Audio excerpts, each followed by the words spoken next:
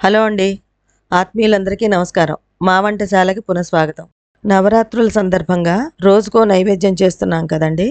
అందులో భాగంగా 4వ రోజు నైవేద్యం సేమియా పాయసం అండి. దాని తయారీ విధానం ఎలాగో ఒకసారి చూద్దామా? ముందుగా పొయ్యి మీద ఒక గిన్నె పెట్టుకొని దాంట్లో 2 చెంచాల నెయ్యి వేసి ముందుగా జీడిపప్పు, తర్వాత కిస్మిస్ వేసి దోరగా వేపాలండి. ఆ వేగిన తర్వాత అవి తీసేసి అందులోనే ఒక చెంచాడు నెయ్యి వేసి దాంట్లో ఒక కప్పు నిండా సేమియా తీసుకొని దోరగా వేగనివ్వాలి. ఇది గోల్డెన్ బ్రౌన్ కలర్ వచ్చాక సేమియా తీసుకున్న కప్పుతో సమానంగా 3 కప్పులు నీళ్లు పోసానండి.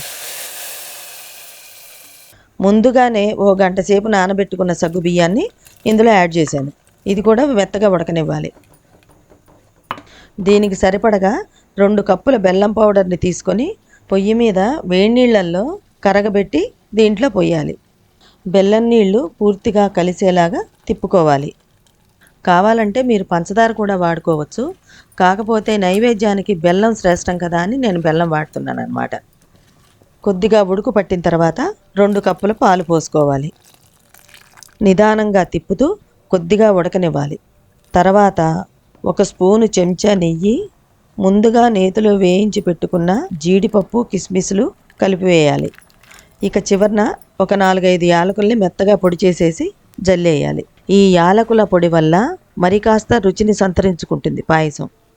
ఇలా 2-3 నిమిషాలు ఉడకనిచ్చిన తర్వాత ఈ మాత్రం చిక్కదనానికి వస్తే ఇక నైవేద్యానికి పాయసం రెడీ అయినట్టే. ఇదండి నవరాత్రులలో 4వ రోజైన నైవేద్యం సేమియా పాయసం. ఇలాగే మిగతా పాయసాలు కూడా నేను తెలియజేయటానికి ముందుంటాను. మరి మీరు తెలుసుకోవాలనుకుంటే సబ్స్క్రైబ్ చేసి బెల్ ఐకాన్ని క్లిక్ చేయండి. ఇదండి ఈరోజు వీడియో. మరో రోజు మరో మంచి వీడియోతో మీ ముందుంటాను. సెలవా మరి.